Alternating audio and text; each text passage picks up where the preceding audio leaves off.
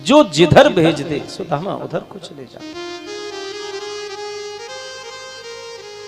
महीनों हो गए चलते चलते, पैरों में छाले पड़ गए।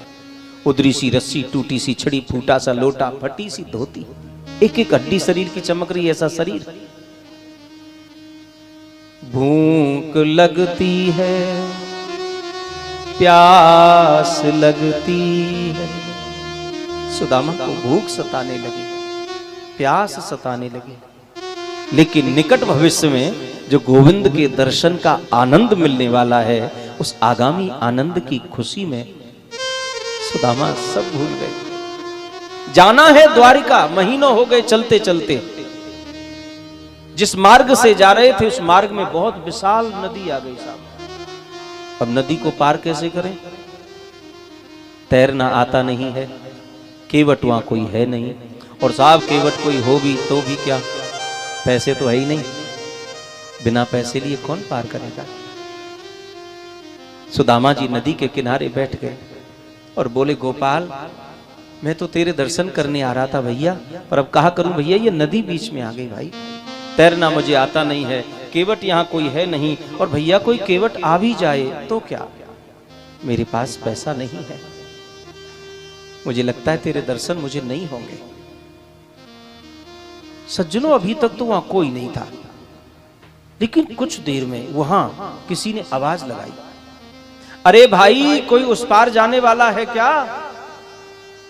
सुदामा ने कहा, हाँ हाँ भैया हम जाएंगे, पर तुम हमें पार लगा दोगे? वो केवट ने आवाज लगाई थी, नौका लेके आया कोई केवट, हाँ आइए आइए पंडित जी बैठिए, अब मैं तो उधर जा ही रहा हूं, चलो। सुदामा ने कहा, भैया हमारे पास पैसा नहीं है, बाद में कहीं तुम झगड़ा करो, हम पहले ही बता देते हैं। केवट ने कहा, कोई बात नहीं पंडित जी, मैं सुबह से शाम तक पैसे वालों को ही पार करता हूं, एक आध सवारी बिना पैसे के भी उतार देनी चाहिए। आओ पंडित जी, और वैसे भी मुझे तो उधर जाना, उधर मेरा उस किनारे पर मेरा गांव है, मैं तो वैसे भी अपने घर जा रहा हूं, तो मुझे नौका भी उस किनारे लगानी, आओ चलो बैठो, आपको उतार देते, क्या फर्क पड़ता है। पूज्य सुदामा नौका में बैठ गए। केवट बार बार सुदामा को देख रहा है, केवट बार बार सुदामा पर नजर डाल रहा है, और ध्यान देना साहब, केवट से रहा नहीं गया, पूछ लिया, पंडित जी बुरा नहीं माने तो हम एक बात पूछे? पूछो। बुरा क्यों मानेंगे भैया, कहां जा रहे हैं आप? सुदामा ने कहा, मैं, हाँ, कहां जा रहे हैं आप?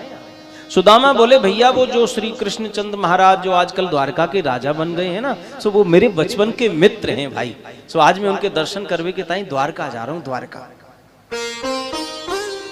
केवट ने कहा, आपके मित्र? वो द्वारकाधीश रेंदेव महाराज, तन पहनाए लत्ता और चल दिए कलकत्ता। सुदामा ने कहा, तुम क्या जानो केवट, तुम मेरे गोपाल के बारे में कुछ नहीं जानते। केवट अभी तुमने नौका ही चलाई है, तुम मेरे लाला के बारे में कुछ नहीं जानते। केवट सुनो, मेरा कन्हैया वस्त्र नहीं देखता, मेरा कन्हैया अलंकार नहीं देखता, मेरा कन्हैया श्रृंगार नहीं देखता, वो तो बस ये देखता है कि तुम्हारा मन और तुम्हारा भाव कैसा है। केवट ने कहा, वाह दुनिया बदल गई, पर मेरा सुदामा आज तक नहीं बदला। अरे सज्जनों, ये केवट भी कोई और नहीं है, अपने बचपन के मित्र सुदामा को नदी पार करने के लिए वही द्वारकानाथ केवट का रूप लेके प्रकट हुआ है। वही कन्हैया केवट बन के आया, भगवान का एक नया अवतार हो गया ये केवट अवतार। बोलिए केवट भगवान की जय।